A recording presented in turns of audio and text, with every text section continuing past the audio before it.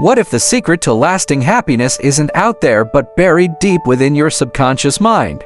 Imagine unlocking a treasure chest that holds the power to transform your daily struggles into lasting joy simply by reprogramming the thoughts you don't even realize you're thinking. So let's start Chapter 15, Your Subconscious Mind and Happiness. William James, father of American psychology, said that the greatest discovery of the 19th century was not in the realm of physical science. The greatest discovery was the power of the subconscious touched by faith. In every human being is that limitless reservoir of power which can overcome any problem in the world.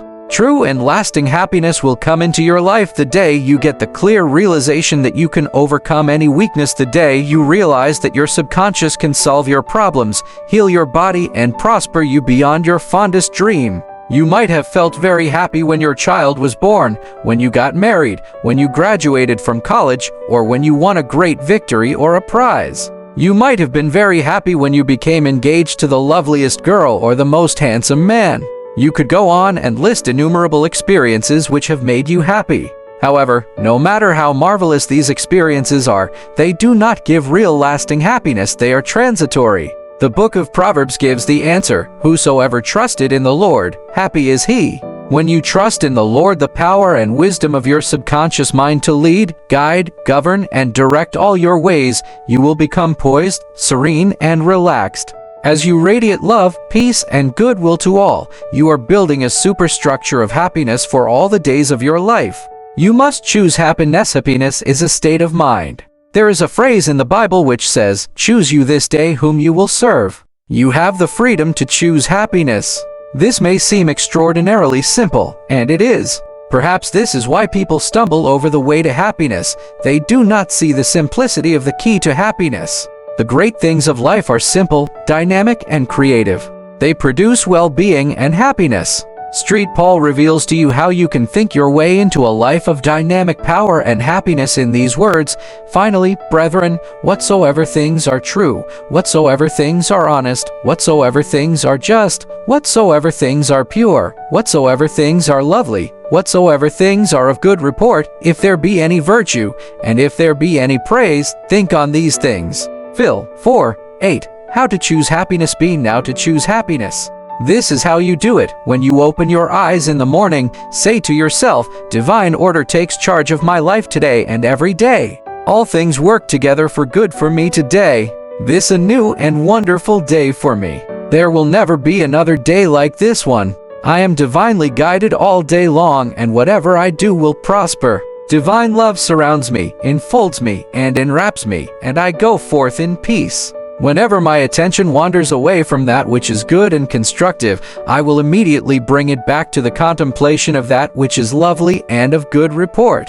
I am a spiritual and mental magnet, attracting to myself all things which bless and prosper me. I am going to be a wonderful success in all my undertakings today. I am definitely going to be happy all day long." Start each day in this manner, then you will be choosing to be a joyous person. He made it a habit to be happy. A number of years ago, I stayed for about a week in a farmer's house in Connemara on the west coast of Ireland. He seemed to be always singing and whistling and was full of humor. I asked him the secret of happiness, and his reply was, "It is a habit of mine to be happy. Every morning when I awaken and every night before I go to sleep, I bless my family, the crops, the cattle, and I thank God for the wonderful harvest." This farmer had made a practice of this for over 40 years. As you know, thoughts repeated regularly and systematically sink into the subconscious mind and become habitual. He discovered that happiness is a habit. You must desire to be happy. There is one very important point about being happy. You must sincerely desire to be happy. There are people who have been depressed, dejected, and unhappy so long that were they suddenly made happy by some wonderful, good, joyous news, they would actually be like the woman who said to me, "It is wrong to be so happy." They have been so accustomed to the old mental patterns that they do not feel at home being happy. They long for the former, depressed, unhappy state. I knew a woman in England who had rheumatism for many years. She would pat herself on the knee and say, "My rheumatism is bad today. I cannot go out. My rheumatism keeps me miserable." This dear elderly lady got a lot of attention from her son, daughter, and the neighbors. She really wanted her rheumatism. She enjoyed her misery, as he called it. This woman did not really want to be happy. I suggested a curative procedure for her. I wrote down some biblical verses and told her that if she gave attention to these truths, her mental attitude would undoubtedly change and would result in her faith and confidence being restored to health. She was not interested. There seems to be a peculiar mental, morbid streak in many people, whereby they seem to enjoy being miserable and sad. Why choose unhappiness? Many people choose unhappiness by entertaining these ideas. Today is a black day, everything is going to be wrong. I am not going to succeed. Everyone is against me. Business is bad, and it is going to get worse. I'm always late. I never get the breaks. He can, but I can't.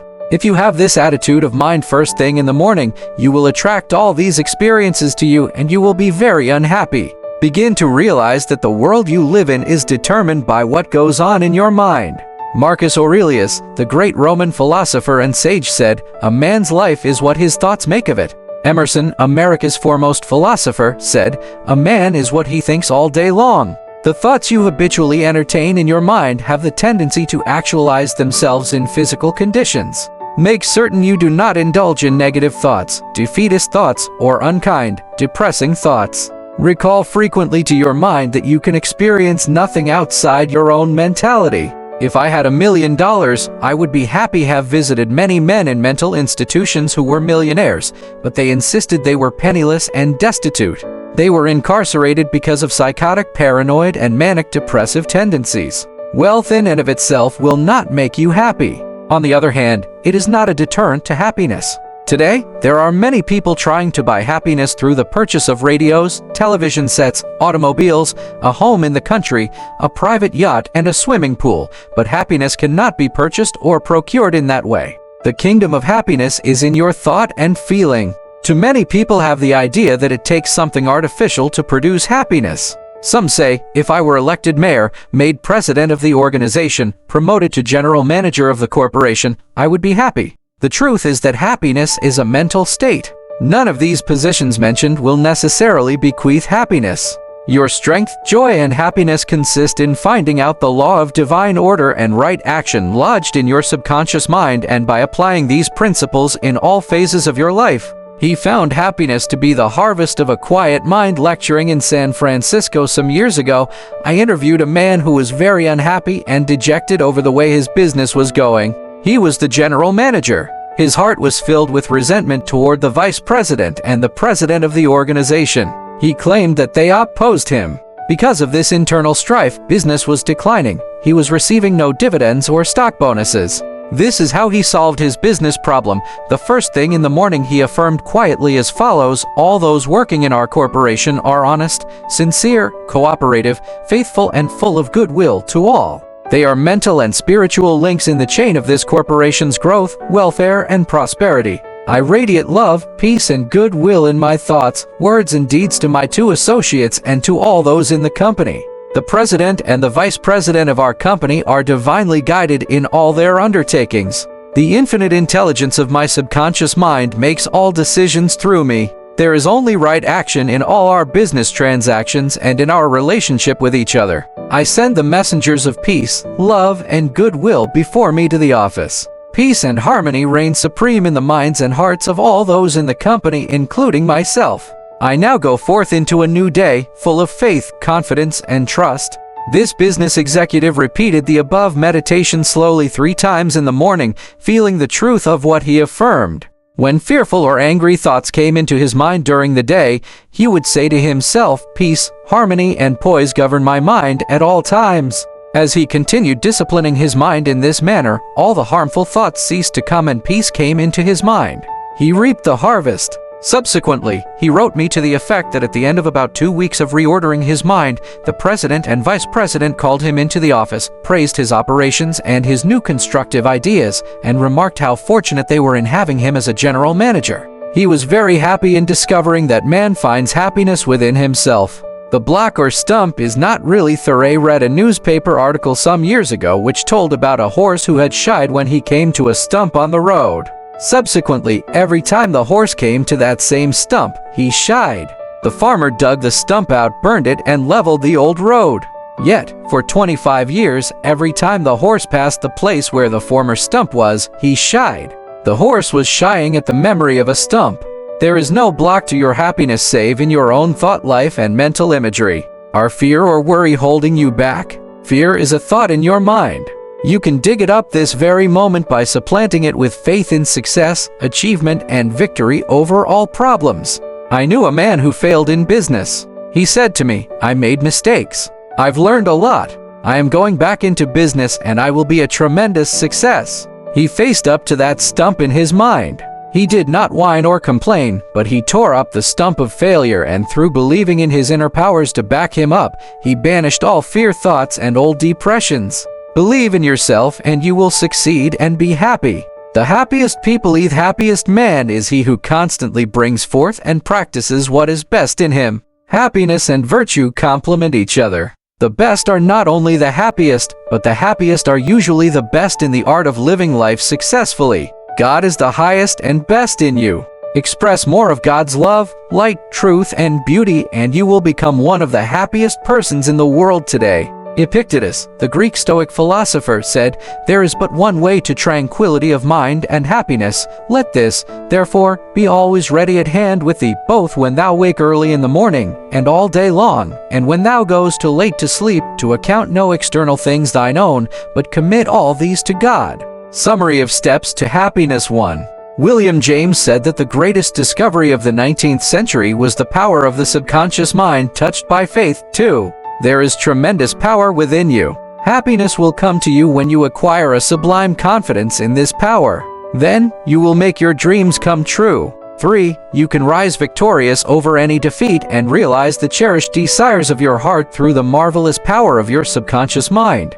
This is the meaning of whosoever trust in the Lord. Spiritual laws of the subconscious mind.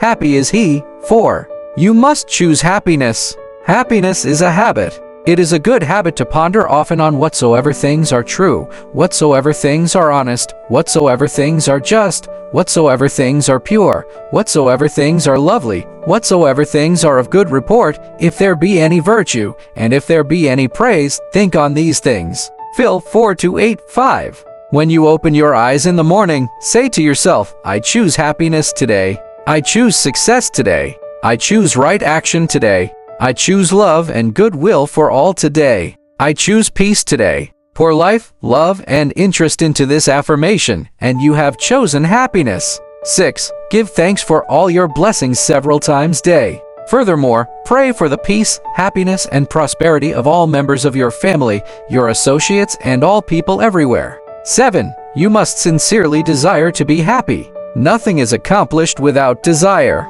Desire is a wish with wings of imagination and faith. Imagine the fulfillment of your desire and feel its reality, and it will come to pass. Happiness comes in answered prayer. 8. By constantly dwelling on thoughts of fear, worry, anger, hate, and failure, you will become very depressed and unhappy.